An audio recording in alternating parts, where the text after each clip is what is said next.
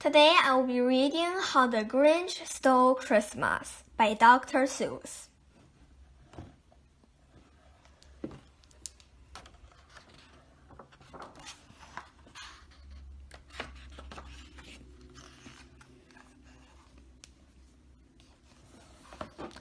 Every who down in Whoville like Christmas a lot.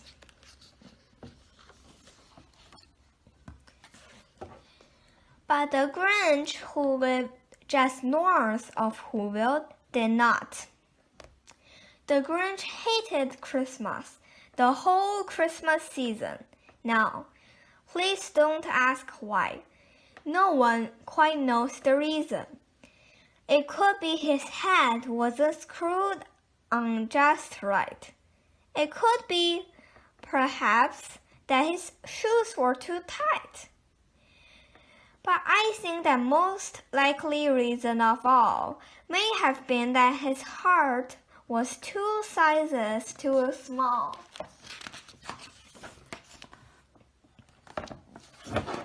But whatever the reason, his heart or his shoes, he stood there on Christmas Eve, hating the Who's, staring down from his cave with a sour, Grinchy frown at the warm lighted windows below in their town, for he knew every Who down in Whoville beneath was busy now hanging a mistletoe wreath.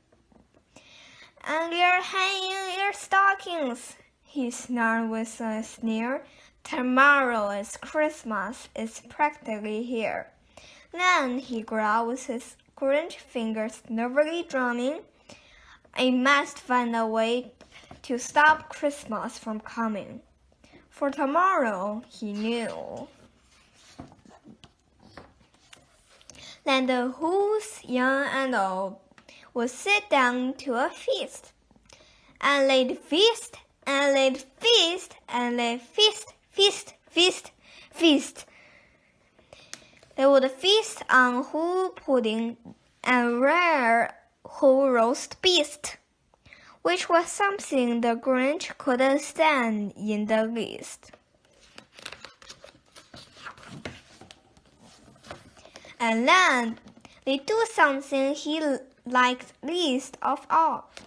Every Who down in Whoville, the tall and the small, would stand close together with Christmas bells ringing. They'd stand hand in hand and the Who's would start singing. They'd sing and they'd sing, and they'd sing, sing, sing, sing. And the more the Grinch thought of this Who's Christmas singing, the more the Grinch thought, I must stop this whole thing. But for 53 years I put it with it now. I must stop this Christmas from coming. But how?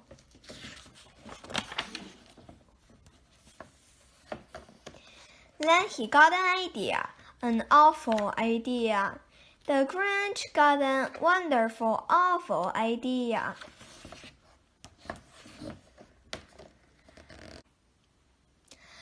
I know just what to do, the Grinch laughed in his throat, and he made a quick Santa Claus hat and a coat. And he chuckled and chuckled. What a great trick. With his hat and his coat, I look just like Saint Nick. All I need is a reindeer, and the Grinch looked around. But since reindeer are scarce, there was none to be found. Did I stop the old Grinch? No, the Grinch simply said, if I can't find a reindeer, I'll make one instead. So he caught his dog Max, then he took some red thread and he tied a big horn on top of his head.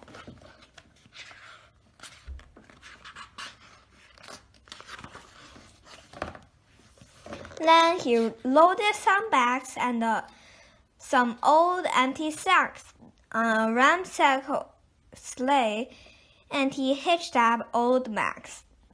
Then the Grinch said, "Giddy up," and the sleigh started down toward the homes where the Who's lay a snooze-clear town. All the windows were dark. Quiet snow filled the air. All the Who's were all dreaming sweet dreams without care when he came to the first little house on the square. "This is stop number 1, said the old Grinchy class, hissed, and he climbed to the roof, empty bags in his fist.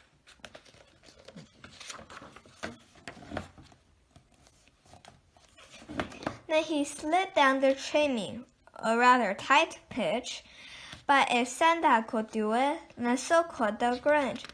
He got stuck only once for a moment or two. Then he stuck his head out of the fireplace flue, where the little Who's stocking all hang in a row. "These stockings," he Grinch, "are the first things to go." Then he slithered and slunk, with a smile most unpleasant.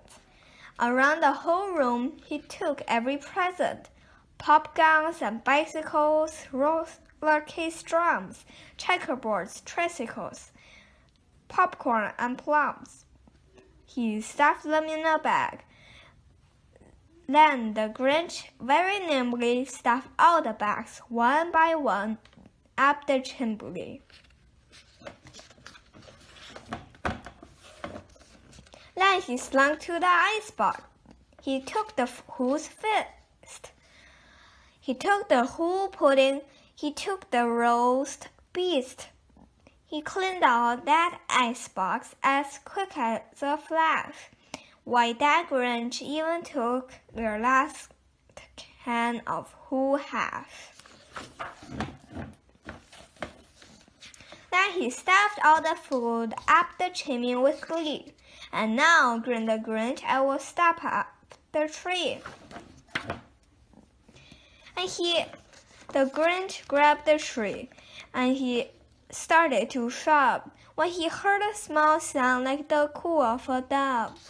He turned around fast and saw a small Who, little Cindy Lou who was not more than 2. The Grinch has been caught by this tiny Who daughter, who got out of bed for a cup of cold water. She stared at the Grinch and said, "Santa Claus, why are you taking our Christmas tree? Why?" But you know that old Grinch was so smart and so scared. He thought up a lie, and he thought it up quick.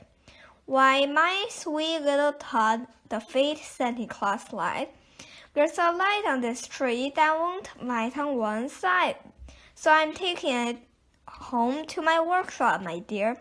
I'll fix it up there, and I'll bring it back here." And he fooled the child.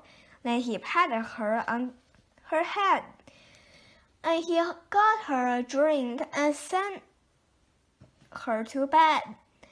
And when Cindy Lou Who went to bed with her cup, he went to the chimney and stuffed the tree up. Then the last thing he took was the log for the clear fire. Then he went up the chimney himself, the old liar. On their walls he left nothing but hooks and some wire. And one speck of food that he left in the house was a crumb that was even too small for a mouse. Then he did the same thing to the other Who's house, leaving crumbs much too small for the other Who's mouses. It was 10:15, and all the Who's still abed, all the Who's snooze when he packed up his sleigh, packed it up with their presents. The ribbons, the wrappings, the tags, and the tinsel, the trimmings, the trapping, 3,000 feet up the side of Mount Crumpet, he rode with his load to the tip-top to dump it. Pooh, pooh to the whoos. He was grinchiously humming. They're finding out how that no Christmas is coming. They're just waking up. I know just what they'll do. Their mouths will hang open a minute or two. Then the who's down the whoville will cry, boo-hoo!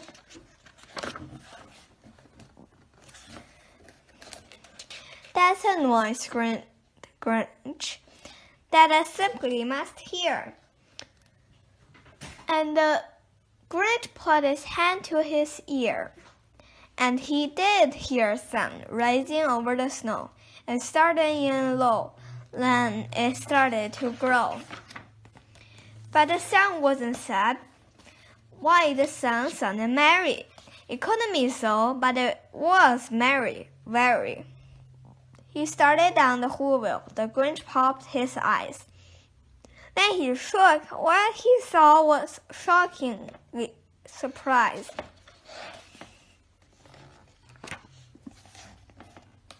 Every who down in whoville, the tall and the small, was seen, without any presents at all. He hadn't stopped Christmas from coming. It came. Somehow or other, it came just the same.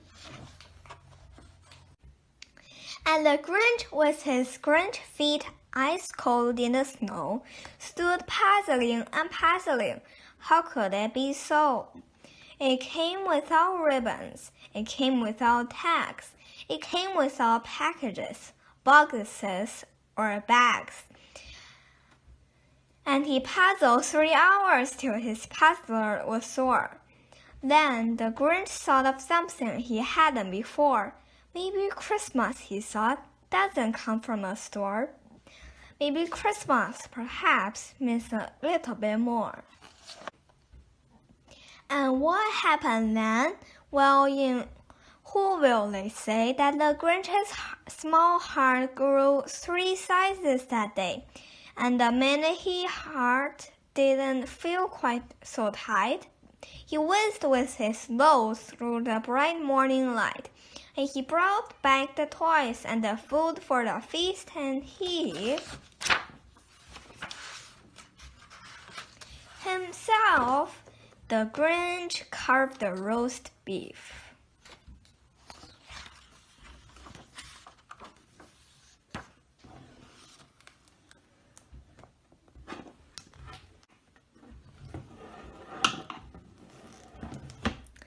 Did you like the story? Please like and subscribe to my channel.